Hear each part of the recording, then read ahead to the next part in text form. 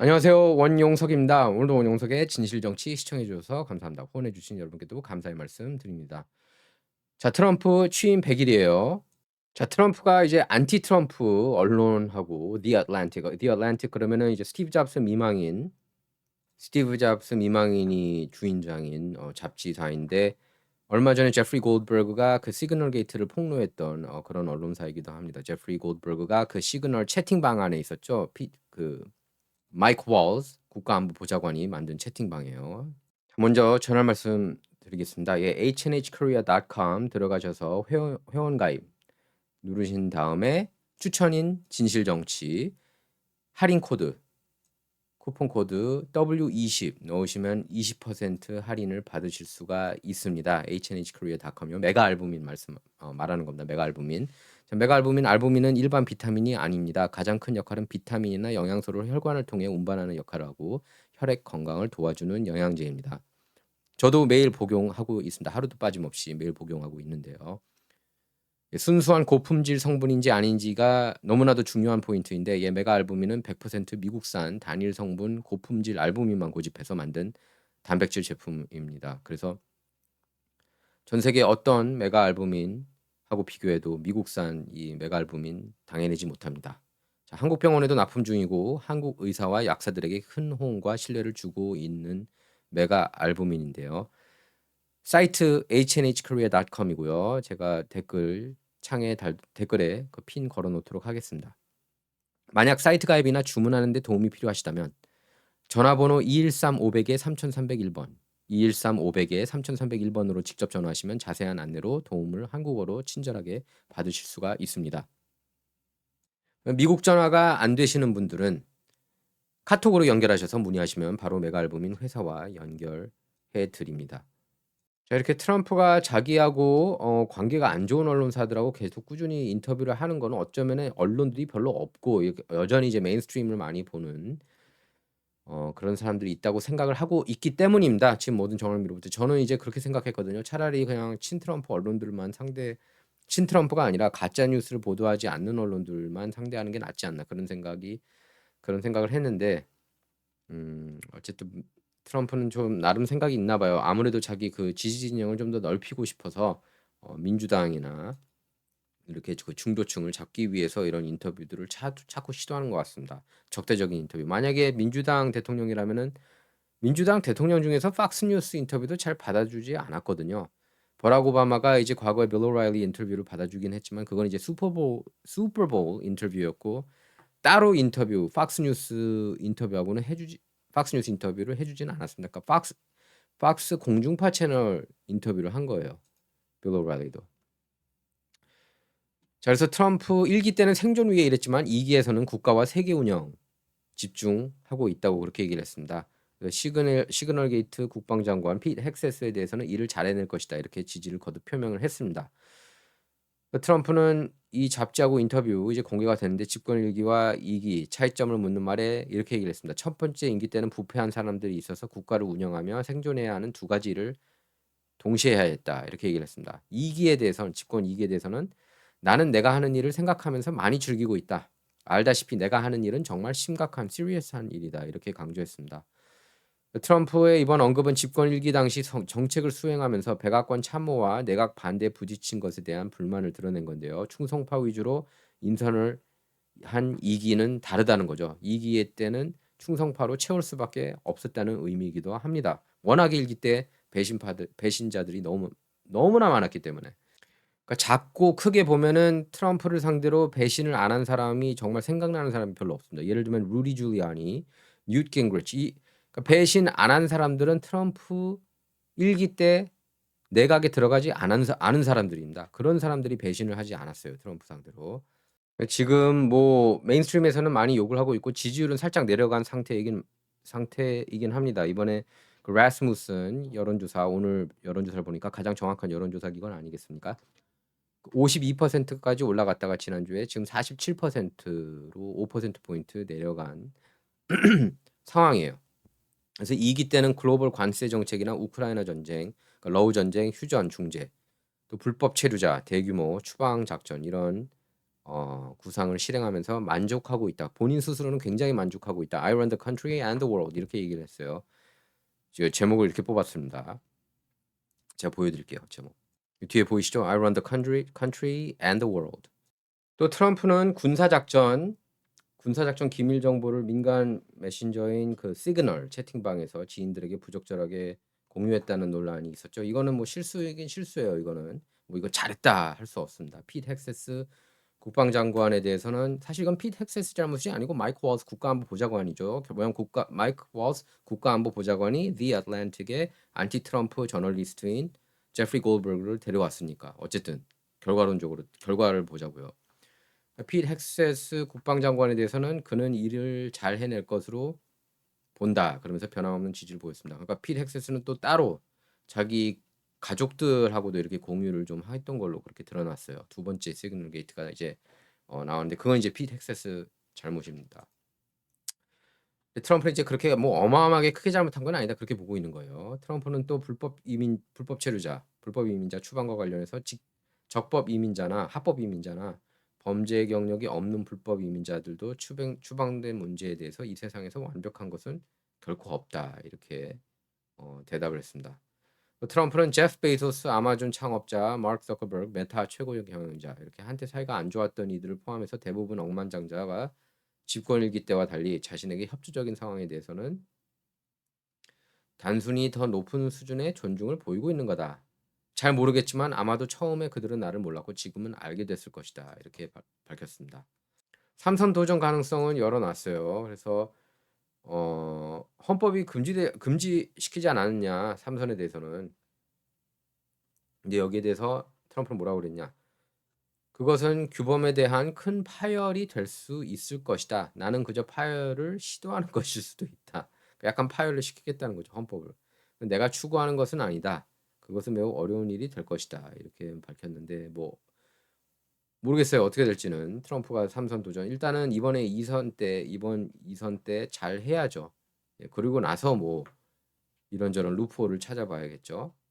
자, 이번 인터뷰는 지난 24일 백악관에서 이 잡지 편집장인 제프리 골버그 진행으로 이루어졌습니다. 제프리 골버그가 바로 그 당사자죠. 이걸 그 폭로시킨 시그널 게이트. 골버그는 최근 미군이 예멘의 친이란 후티 반군을 공습하기 전 트럼프 행정부 외교 안보라인 핵심 인사들 시그널 단체 채팅방에 실수로 초대됐습니다. 그걸 초대한 사람은 마이크 워스였고요. 국가안보보좌관 앞서 얘기한 것처럼. 이후에 채팅방 논의 내용을 폭로해서 트럼프 행정부 보안의식 결여 논란을 촉발했습니다. 또 앞서서 트럼프가 조 바이든 전 대통령에게 패한 지난 2020년 대선 때는 선거운동이 한창이던 그해 9월 트럼프 참전 용사 비하 발언을 보도했죠. 가짜뉴스를 보도했습니다. 예, 비하 발언을 한 적이 없는데 있는 것처럼. 그러니까 아주 몰상식한 악의적인 저널리스트예요. 제프리 골버그는. 그래서 왜 인터뷰했냐 이런 적대적인 안티 트럼프 언론하고. 근데 트럼프는 이렇게 얘기를 했습니다. 그 적과의 인터뷰를 앞두고 호기심과 나 자신과의 경쟁 그리고 애틀랜틱이 정말 과연 진실을 보도할 수 있을까 그게 궁금해서 저 인터뷰를 했었다고 이번에 했다고 그럽니다. 독특한 사람이에요. 예. 저는 근데 이런 모습들이 트럼프의 매력이라고 봅니다.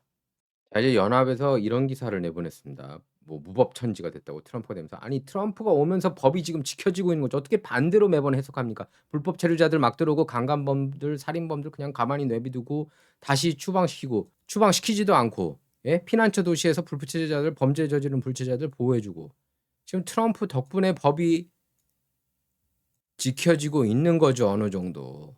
예? 어떻게 이런 제목을 뽑을 수 있는지 참. 바이든이 불법 체류자 1200만 들여왔을 때 지난 4년간 왜 거기에 대해서는 이런 무법지대라는 표현 안 씁니까? 캘리포니아 같은 경우에는 $950 미만으로 물건을 상점에서 훔치면은 기소도 안 되는데 왜 그런 거 갖고 무법지대라는 표현 안 씁니까? 이럴 때 법을 오히려 제대로 철저하게 지키려고 할 때 이런 말도 안 되는 표현을 해요. 보면 한국 언론들이 거꾸로 못된 심보가 있는 것처럼. 트럼프 덕분에 미국이 드디어 이제 법을 지키는 나라 방향으로 가고 있는 거죠. 그게 정확하게 보는 겁니다. 저는 A 플러스 줍니다. 100일 동안에 세금 낭비, 예산 낭비 얼마나 많이 줄였습니까? 정보효율위원회 통해서. 치명적인 뉴욕 DC 비행기 추락 사고 조사 결과가 나왔습니다. DEI 조종사였죠. DEI 여자 조종사를 늘려야 된다 해가지고 어쩔 수 없이 이렇게 집어넣는데 이거 보십시오. 이거 LGBTQ 깃발하고 좌파 조종사예요. 그래서 일부러 추락시킨 거 아니냐 비행기 그런 얘기가 지금 나오고 있습니다. 그래서 굉장히 큰 논란이 되고 있는데요. 이 DEI 조종사 여성 조종사는 고도와 항로를 변경하라는 지시를 여러 번 받았지만 다 거부했습니다. 일부러 거부한 건 아닐까요? DEI 여성 헬기 조종사는 오른쪽 좌석에서 고도에 대한 여러 차례 경고 그리고 직접 방향을 돌리라는 지시를 무시하고 여객기를 향해 직진 비행을 했습니다. 그래서 조종사에게 2분 30초라는 시간이 주어졌는데 이는 지시에 반응할 수 있는 충분한 시간이었다고 합니다. 결국 2006년 이후 미국에서 발생한 가장 치명적인 항공사고이자 거의 15년 만에 발생한 미국 여객기 추락 사고가 됐습니다. 웬일로 뉴욕타임스가 특종 보도했어요. 바로 이 장면이었죠. 여러분께서 아마 기억하실 겁니다. 사고 모습인데요. 이게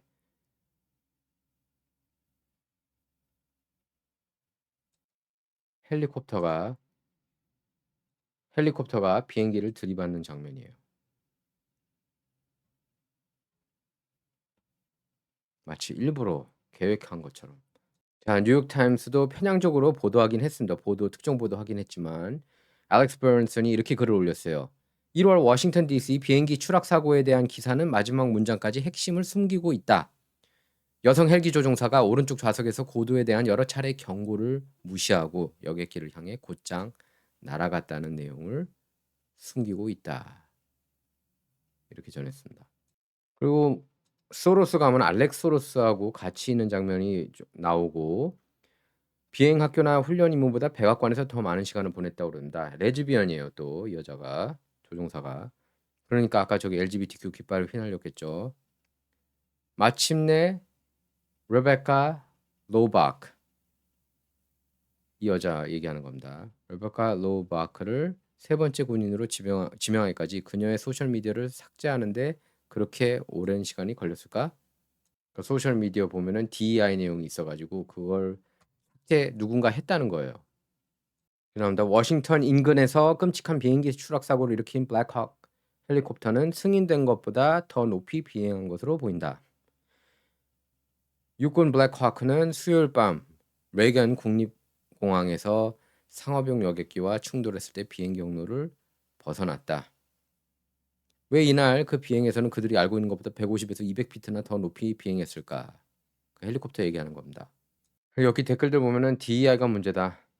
DEI가 문제다. 다양성, 포용성, 동등성 강조하면서 망가지고 있다는 겁니다. 모든 시스템이. 이런 훈련 체계도 마찬가지입니다. 헬리콥터든 뭐 비행기든. 자, 그래서 제가 지난번에도 말씀드렸지만 방송 트럼프가 소득세를 없애려고 그래요. 소득세를 없애려고 그런다. 특히 중산층은 세금 내지 말아야 이런 주의예요. 트럼프는. 그래서 자신의 관세 정책과 관련해서 관세가 부과되면 많은 사람 소득세가 크게 줄어들거나 심지어 완전히 면제될 수 있다. 이렇게 밝혔습니다. 트루소셜에 글을 올렸는데요. 트루소셜에 올린 글에서 연간 소득이 20만 달러 이하인 사람들에게 이러한 혜택이 집중될 것이다. 이렇게 적었습니다. 또 대규모 일자리가 이미 창출되고 있으며 새로운 공장 및 제조 시설이 현재 건설 중이거나 계획 단계에 있다. 그러면서 이는 미국의 큰 기회다. 관세를 거둘 대외 소득청이 출범할 예정이다. 이렇게 밝혔습니다.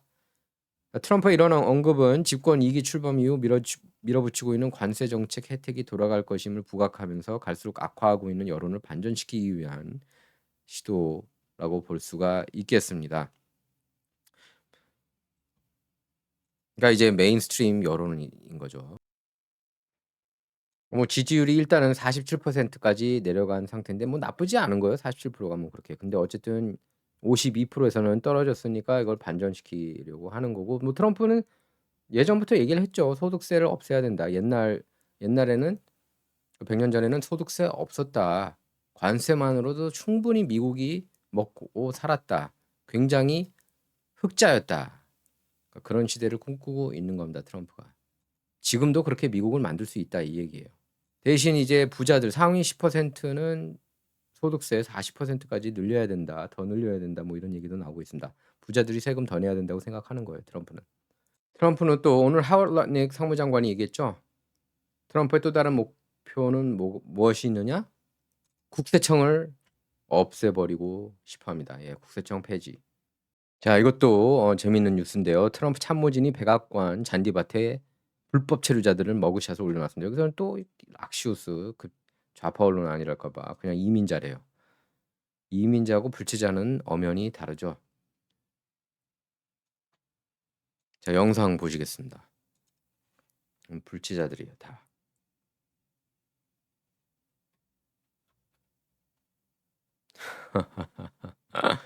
역시 트럼프가 예, 머리가 좋아요. 마케팅 능력은 누구 따를 자가 없습니다. 따를 자가 없어요. 강간, 살인, 강간 이런 데도 불법 체류자 적극적으로 환영하겠다는 겁니까? 그러니까 민주당이 정신 나간 거고 그래서 작년에 7개 경합주에서 다 진 거겠죠. 예. 그래서 미 전역 89% 카운티가 우파 우양우했고 펜타닐 이런 걸로부터 트럼프가 미국을 지켜주고 있는 거예요. 보호해주고 있는 거고 여러분 자녀들이 더 보다 안전한 삶을 살 수가 있는 겁니다. 덕분에. 그리고 오늘 캐롤라인 러빗 백악관 대변인이 트럼프 정부가 앞으로 여자 스포츠에 남자가 출전하는 것을 법적으로 금지시킬 뿐만 아니라 기소하겠다고 그랬습니다. 이제 앞으로. 당연히 기소시켜야 되죠. 그러니까 이런 정상적인 대통령이 어디 있습니까? 예. 이런 내용 보도 안 하나요? 한국 한인 언론? 자, 진정은 여러분의 후원을 통해서만 운영이 되고 있습니다. 후원 주소는 다음과 같고요. 자, 진정 이번 시간 여기서 마치도록 하겠습니다. 감사합니다.